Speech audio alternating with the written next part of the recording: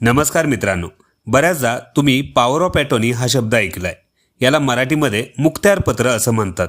आता मुखत्यारपत्र करणारी व्यक्ती मृत पावल्यानंतर ते जे मुखत्यारपत्र असतं त्याचं कायद्याच्या भाषेमध्ये काय किंमत असते किंवा त्याची काय किंमत राहते याबद्दल आज आपण माहिती घेऊयात।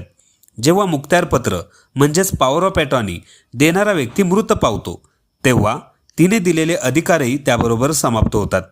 जसं की विजेवर चालणारा पंखा वीज असेपर्यंत चालू राहतो, वीज जाताच तो बंद होतो। त्याप्रमाणेच मुखत्यारपत्र देणारा मृत पावतो तेव्हा त्याने दिलेले अधिकारही त्याबरोबर समाप्त होतात व त्याने जर इच्छापत्र केलेले असेल, इच्छापत्राला आपण इंग्लिशमध्ये विल असं म्हणतो, त्या इच्छापत्राचे कागदपत्र कायद्याच्या भाषेत कारवाने येत होतात। अर्थात त्या मुखत्यारपत्राचा उपयोग कायदेशीर दस्तऐवज म्हणूनच उरतो।